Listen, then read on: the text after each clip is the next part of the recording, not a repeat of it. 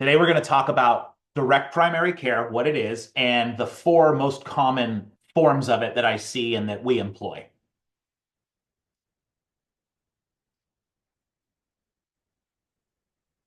And there are other iterations, by the way. It's not that there aren't just four. These are just the ones we've used and that I tend to see the most of. But I mean, this is a self-funded market. This is a really flexible. You can go about it any way you see fit. Okay, so what is it? It's a healthcare model, a delivery system of healthcare where the employer contracts directly with a single doctor or a group of doctors, either themselves or through their TPA, their third party administrator, or their broker, their consultant.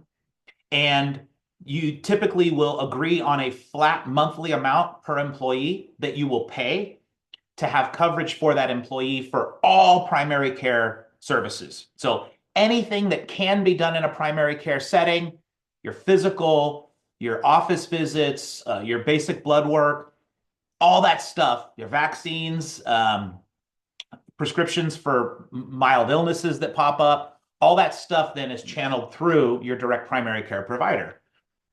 Uh, Typically, you end up with longer doctor visits with DPC. You like 30 to 60 minutes instead of the 10 to 15 minutes that are really common in the kind of the legacy healthcare system model.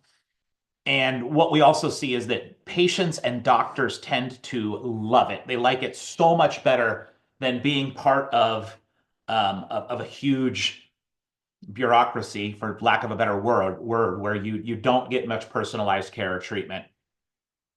If you've never heard of the term DPC or direct primary care, easiest way to think about this is it's very much like concierge medicine. You've probably heard of that.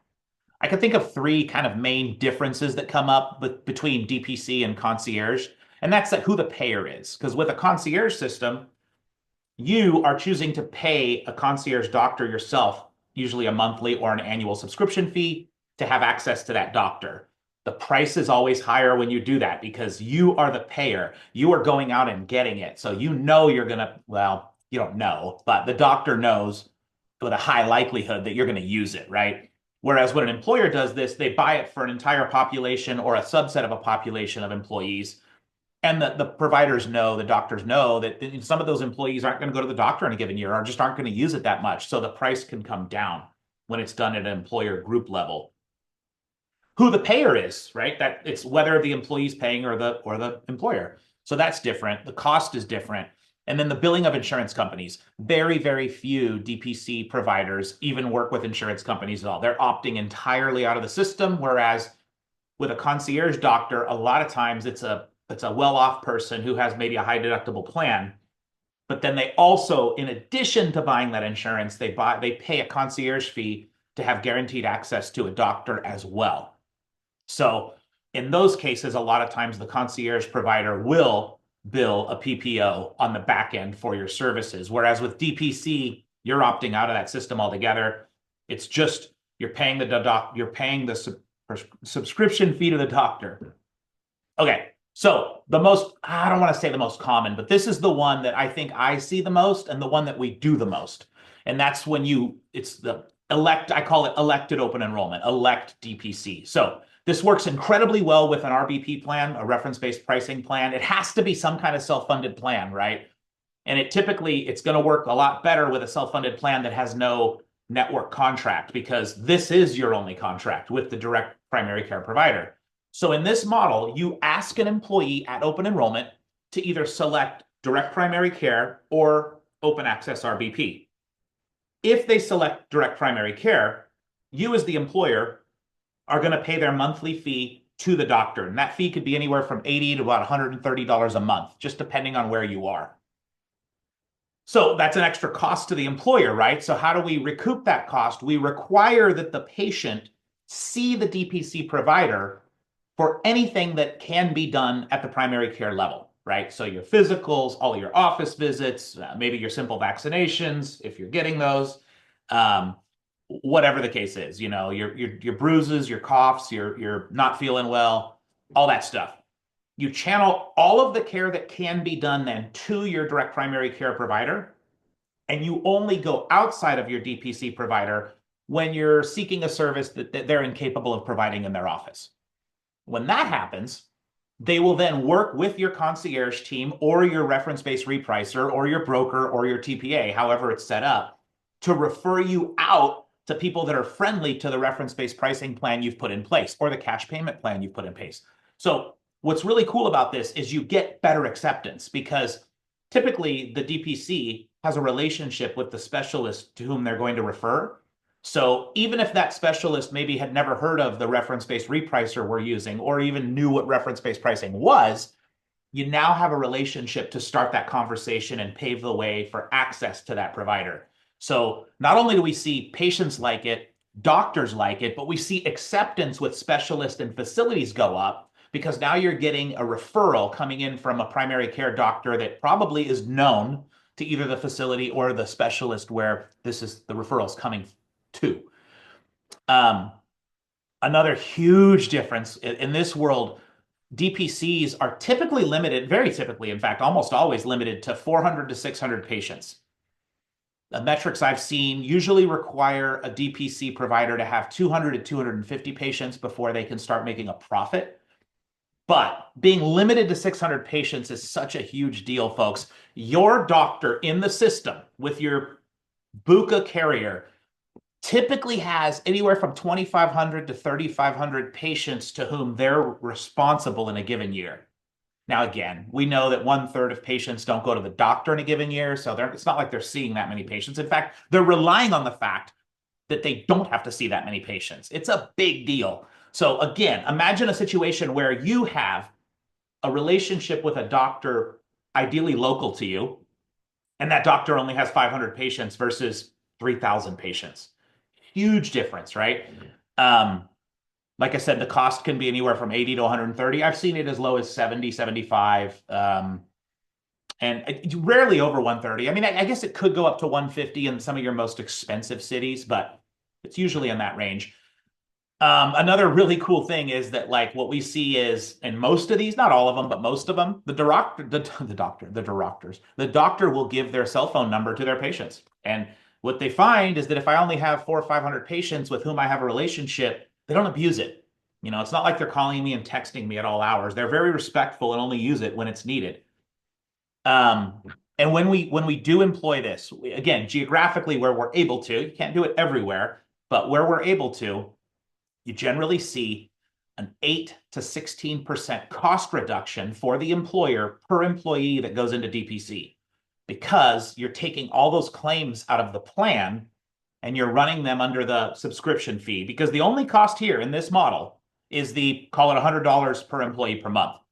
Everything that employee has done is going to be covered at $100 a month. There's almost never another copay or fee that goes on top of that, which is just fantastic. It's just a fantastic model, and I'm happy to say it's growing across the country. It's still limited, right? You still might have metro areas where you only have 6, 11, 10 DPCs available, or maybe only 4 DPCs available. But man, where you can do it, it's fantastic. And it pairs so well with reference-based pricing because you don't have a network that you have to deal with, right? The problem with a network like a PPO is that they already have contracts in place for pricing, so you can't do something like this. But where you don't have a network, you can do this and then just use the reference-based pricing to wrap around the DPC relationship. Sorry, this is the longest slide. The rest of them will be much quicker. The other variation of this is what I would call open access DPC. So instead of requiring the member to select one DPC provider at open enrollment and then be like tied to that provider as their, hate to say, gatekeeper for the plan, right? To use old HMO vernacular. You make them select on the front end and then you pay that 80 to 130. Well, the other way to do it is to say, I'm just going to buy it for every employee. I'm going to buy access to this for every employee. And when you do that, the cost drops further again because you're buying it for everybody and the providers know they're not going to see everybody. Everybody's not going to need to go to the doctor that year. So you typically can see this price in the $30 to $40 region. And again, it's for everybody. You buy it for everybody. Now you also then more often can have nurse practitioners instead of doctors be providing the care in this model, right? Because you're paying less money. It's a little bit more of a volume discount model. So you're not necessarily always getting a doctor to be the same person you see every time. It could be a nurse practitioner. Okay. Okay. Third option is the virtual DPC with no claims data. So in this model, you buy it for everybody again. It's going to typically cost you anywhere from $7 to $10 per employee per month. You provide it for all employees. They can then use the virtual provider as their point of contact for all primary care that can be done that way. And they're really creative. I mean, the labs can be done this way now. Like you can do your annual physical this way for sure. A lot more. So again, different than typical telehealth because you're getting the same doctor every time. But claims activity is going to be unavailable. Taking a step back, claims data is typically unavailable in the first two models as well. In other words, it's one of the limitations of this is the employer is not going to be able to see how many times employees went to the doctor, how much use there was. Now, that's a general rule. Some DPCs track it a little bit, but not like what we're used to seeing. Again, a lot of the savings you're getting here are because you're just paying the subscription fee and they're doing care. They don't have to hire all those billing people. They don't have to hire all those administrative people. So we're not going to get that reporting, right? That's the trade-off. So again, in this model, no reporting. You're gonna, I shouldn't say that. That's too general. There might be some reporting, but it's limited and typically not reporting. So you're gonna buy it. You're gonna pay, call it $9 PEPM for everybody. They're all gonna have access to it, and anything they want to do virtually for primary care, they can. Now, this tends to be great for geographically diverse areas. If you have a lot of employees in rural areas, if you have like a trucking company where, a lot of times your employees aren't in the same place for very long, this tends to work fantastic. And there's no claim cost, right? Because anything that can be done at that $9 PEPM gets done, and there's no cost on the back end, which brings me to the last flavor, and that is the virtual DPC with claims data. And the reason you get claims data is because they charge a lower monthly fee, but then they'll typically have another fee per visit, right? So in this case, you might only pay $3 to like $4.50 per employee per month. But then you'll probably pay anywhere from $75 to $125 per visit, depending on the provider, the geography, and what that visit is. So one advantage of this is you actually can see usage. It's lower flat, it's a lower fixed cost, right? You're buying it for everybody again, but you're actually going to get claims data on how many people used it and how often. Still free to the patient at the point of service. The employer's the one that pays that claim on the back end. And that's the fourth one that we see and do. And that's it. Tried to keep this shorter. Not sure I succeeded. That is my quick overview on direct primary care and how we use it and why to use it. It's a tremendous model, folks. And where you can use it, I definitely recommend adding it into a health plan. If you're going reference-based pricing the first year, I usually say let's save DPC for the second or third year because just getting people to learn reference-based pricing in and of itself is a pretty big ask. And so, adding in the DPC usually is something I like to do in the second year just so that I'm not throwing too many things at employees all at once. Anyway, that's all I got. We're a week away from Thanksgiving. Have a great Thanksgiving if we don't talk again. We'll see you next time.